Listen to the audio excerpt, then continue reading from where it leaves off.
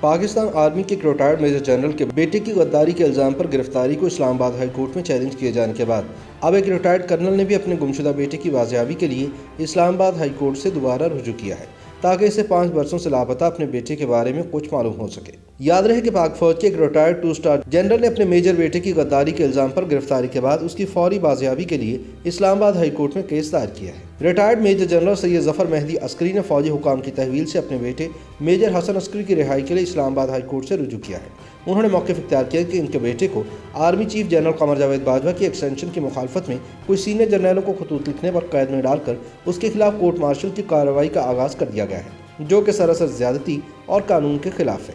Case کی ابتدائی سماعت کے بعد جسٹس محسن اختر قیانی نے شالیمار پولیس اسٹیشن اسلام آباد کے ایس ایچ او اور فوج کے ایڈجوٹنٹ جنرل سے میجر جنرل ریٹائرڈ سید ظفر مہدی عسکری کی درخواست پر فوری جواب طلب کر لیا ہے۔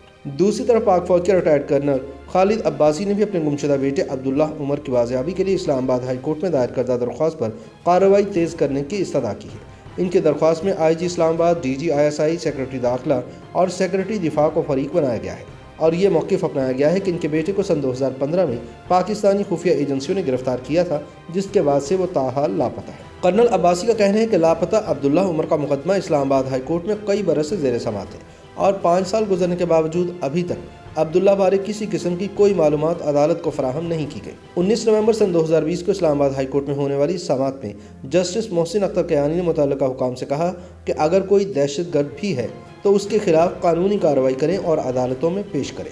انہوں نے کہا کہ عبداللہ عمر کیس میں ہم نے پولیس فائل دیکھی تو پتہ چلا کہ آئی جی سے لے کر نیچے تک سب نے نااہلی دکھائی۔ یہ لاپتہ افراد کی فیملی کھڑی ہے، اس کو میں کیا کہوں کہ کیا ہمارے ادارے ناکام ہو گئے ہیں۔ یاد رہے کہ عبداللہ عمر بین الاقوامی اسلامک یونیورسٹی میں شریعہ قانون کا طالب علم تھا۔ اس کے والد ریٹائرڈ کرنل خالد عباسی خود بھی بغاوت کے الزام میں فوج سے نکالے جانے اور قید بھگتنے کے بعد وکالت کے پیشے سے وابستہ ہیں اور عبداللہ کے کیس کی پیروی بھی خود کرتے ہیں۔ ان کی جانب سے 3 مئی سن 2013 کو دائر کردہ ایف آئی آر میں موقف اختیار کیا گیا تھا کہ 3 مئی سن 2013 کو اسلام آباد میں نامعلوم افراد کی فائرنگ سے عبداللہ عمر زخمی ہوا تھا۔ اسی دوران ایک اور ایف آئی آر درج ہوئی جو بے نظیر قتل کیس میں ایف آئی اے کے پروسیکیوٹر جنرل چودھری ذوالفقار کے اہل خانہ نے درج کرائی اور عبداللہ عمر کو قتل کا مرکزی ملزم نامزد کر دیا۔ یہ بھی موقف اختیار کیا گیا کہ عبداللہ دراصل ذوالفقار چودھری کے قتل کی واردات کے دوران ان کے محافظوں کی گولیاں لگنے سے زخمی ہوا اور پھر موقع سے فرار ہو گیا۔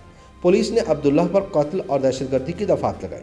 چودھری ذوالفقار ایف آئی اے کے پروسیکیوٹر جنرل تھے جو حکومت کی طرف سے بے نظیر قتل کیس کی پیروی کر رہے تھے۔ اس کے علاوہ وہ ممبئی حملہ سازش کیس اور راولپنڈی میں فوجی ہیڈ کوارٹر پر حملہ کیس میں سرکاری وکلاء کی ٹیم کا حصہ تھے۔ اپنے قتل سے قبل حساس مقدمات کی پیروی کرنے پر انہیں نامعلوم افراد کی جانب سے قتل کی دھمکیاں بھی موصول ہوئی تھیں، جس کا ذکر انہوں نے آن ریکارڈ کیا، جس کے بعد انہیں حکومت کی طرف سے سیکیورٹی گارڈز مہیا کیے گئے تھے۔ ان کے قتل کیس کی ایف آئی آر کے مطابق عبداللہ عمر کو 3 مئی سن 2013 کے روز جو گولیاں لگیں وہ چودھری ذوالفقار پر حملے کے وقت ان کے گارڈ کی جانب سے حملہ آوروں پر جوابی فائر تھے۔ نیز وہ حملہ آوروں میں سے ایک تھا اور ساتھیوں کے ہمراہ موقع سے فرار ہو گیا تھا۔ بعد ازاں اس نے قائد اعظم انٹرنیشنل اسپتال سے علاج کروایا اور پولیس کو بیان دیا کہ اسے چند نامعلوم افراد نے ڈکیتی کا نشانہ بنایا۔ عدالتی دستاویزات کے مطابق پولیس نے جب شواہد اکٹھے کیے تو چودھری ذوالفقار قتل کیس اور عبداللہ عمر فائرنگ والا معاملہ ایک ہی وقت پہ ظہور پذیر ہونے کا واقعہ نکلا۔ چنانچہ پولیس نے عبداللہ عمر کو حراست میں لے لیا، لیکن شدید زخمی ہونے کے باعث میڈیکل بنیادوں پر اس نے انسداد دہشت گردی کی عدالت سے 17 جون سن 2014 کو ضمانت لے لی۔ عبداللہ عمر کے والد کرنل ریٹائرڈ خالد عباسی کا کہنا ہے کہ ان کے بیٹے پر درج دونوں مقدمات جھوٹے ہیں اور وہ قانون نافذ کرنے والے اداروں کی تحویل میں ہیں۔ ان کا کہنا ہے کہ اس معاملے پر بننے والی جے آئی ٹی میں بھی ثابت ہو چکا ہے کہ وہ خود روپوش نہیں ہوا بلکہ اسے ایجنسیوں نے زبردستی نامعلوم مقام پر حراست میں رکھا ہوا ہے۔ عبداللہ کی اہلیہ زینب زعیم کی درخواست کے مطابق ضمانت پر رہائی کے 1 برس بعد 20 جون سن 2015 کو عبداللہ عمر اپنے کزنز کے ہمراہ تراویح پڑھنے مسجد گئے، لیکن وہاں سے انہیں مسلح افراد نے اغوا کر لیا۔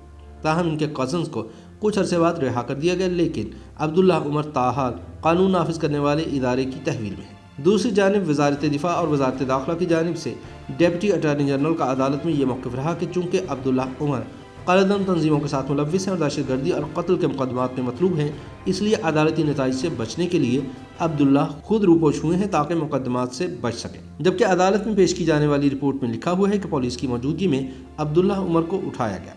اس معاملے پر اسلام آباد ہائی کورٹ نے 19 جنوری سن 2020 کو ریمارک کیے کہ یہ اختیارات کے ناجائز استعمال کی واضح مثال ہے۔ عدالت نے کہا کہ جبری گمشدگی کمیشن بھی ایک مذاق بن چکا ہے کیونکہ یہ کمیشن بھی ایجنسی سے مل کر کام کرتا ہے۔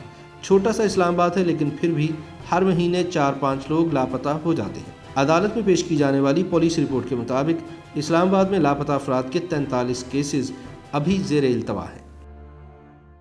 YouTube پر گوگلی نیوز دیکھنے کے لیے youtube.com کی سرچ بار میں googly news T V type کریں۔ گوگلی نیوز کے پیج پر سرخ رنگ کے سبسکرپشن والے بٹن پر کلک کرنا نہ بھولیے۔ YouTube پیج پر اپلوڈ ہونے والی ویڈیوز سے باخبر رہنے کے لیے بیل آئیکن پر کلک کیجیے۔ آپ کو ہر نئی ویڈیو کے بارے میں نوٹیفیکیشن موصول ہو جائے گا۔